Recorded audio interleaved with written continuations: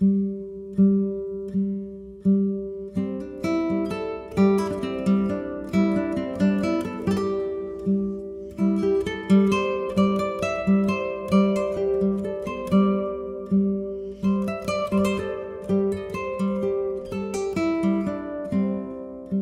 inclusão é transformação de quem está, de quem doa, de quem está recebendo.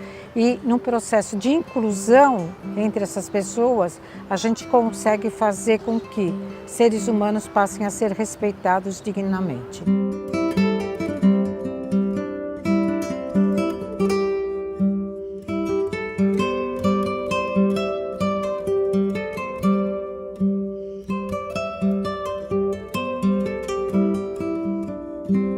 A minha história começa há mais de 50 anos atrás. Quando eu era pequena, eu morava na Casa Verde e na minha rua tinham gêmeos microcéfalos e uma pessoa com paralisia cerebral. E meu pai era uma pessoa muito ligada à comunidade, sempre se preocupando com eles. E a frase que nós ouvíamos é assim: quando a gente não estiver mais aqui, quem vai cuidar deles? E assim foi sendo a minha vida. Quando eu entrei no normal, eu já sabia que queria fazer educação especial. E depois, terminando o normal, eu entrei na faculdade de serviço social e no segundo ano eu já fui ser estagiária do Centro Israelita de Assistência Menor, assim chamava naquela época, em 67. E aí começa a minha vida profissional, toda ligada à área das pessoas com deficiência.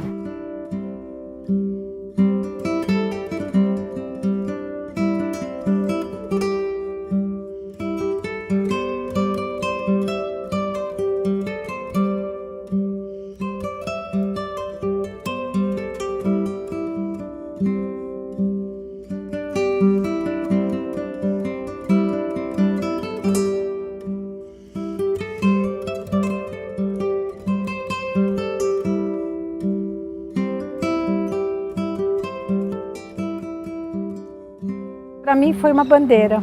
Eu sempre fui uma lutadora pela causa, eu brigo pela causa, eu invisto na causa, porque eu acredito que a gente tem que trabalhar, a gente tem que ter ações que transformam essa sociedade para que todas as desigualdades possam existir dentro dessa sociedade.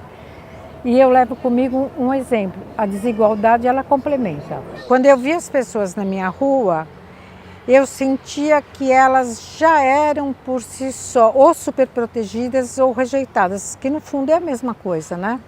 Elas eram superprotegidas pelos familiares, elas não tinham oportunidades na sociedade, elas ficavam fechadas dentro das suas casas.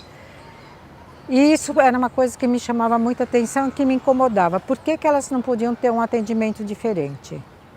Se eu pensar em 50 anos atrás, 50 e tantos anos atrás, a gente sabia que era uma sociedade muito mais fechada, tinha muito menos recursos, as pessoas eram muito menos esclarecidas sobre essa área e talvez aqueles pais davam o que eles podiam dar, é o que eles sabiam dar. E eu levo isso comigo até hoje.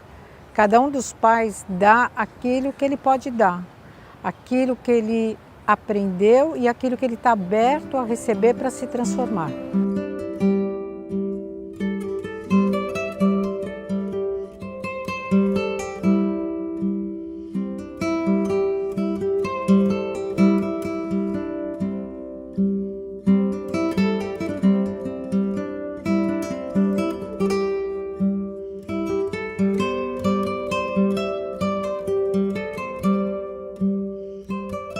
Quem diria, né, que há 22 anos atrás, quando a gente começou o Raveirinho aqui na Hebraica, quem diria que naquele momento em que a gente começou com 4 pais a discutir o que eles gostariam de oferecer para os seus filhos, e a primeira frase que eles falaram, ele dizia assim: quando eu morrer, como vai ser? E a gente trabalhou durante um ano, esses 4 pais, e a gente trabalhou que a morte não estava lá. A morte era uma coisa natural, mas que antes da morte a gente tinha que trabalhar a vida. E como é que a gente ia trabalhar a vida? Com aquilo que eles gostariam de viver. Então, o que eles gostariam de viver? Que seus filhos pudessem ter amigos, que seus filhos pudessem ter um grupo, que os seus filhos pudessem estar iguais. E eles pudessem ter algumas horas desta semana para terem a vida deles, para terem 3 horas. E assim a gente começou o Raverim. Teve uma pesquisa, mas esse início de reflexão, esse poder estar com eles durante um ano, em que esses pais conseguiram dizer que eles queriam ter vida também, porque eles eram tão excluídos quanto seus filhos, não só da comunidade, não só da sociedade, como muitas vezes da própria família extensa. Eu vejo que o nosso futuro é cada vez mais trabalhar em processos inclusivos, cada vez mais prepará-los para viver em processos inclusivos. Eu acho que é esse nosso futuro. O Raverim é um meio, não é um fim. Ele é um meio de preparar, de potencializar essas pessoas para poderem viver em diferentes processos inclusivos.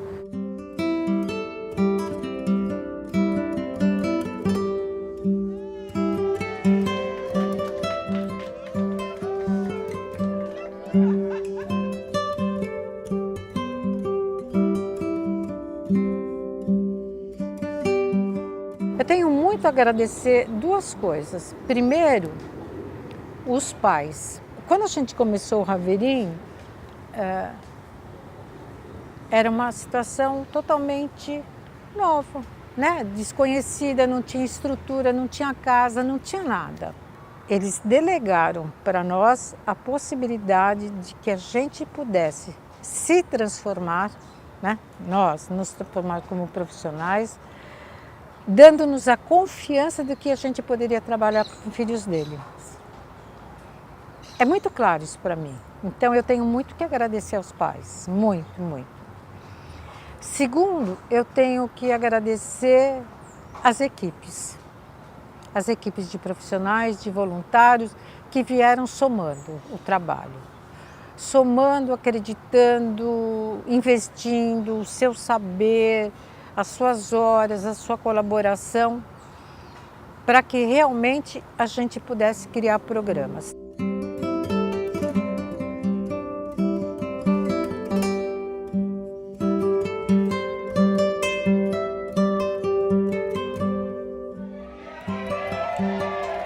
É sempre bom poder refletir, é sempre bom poder ver o que você fez na vida, ficar de cabeça erguida e dizer: eu estou aqui, quero continuar estando aqui, quero continuar fazendo, e partilhar, partilhar, partilhar, partilhar, partilhar, ilimitadamente partilhar.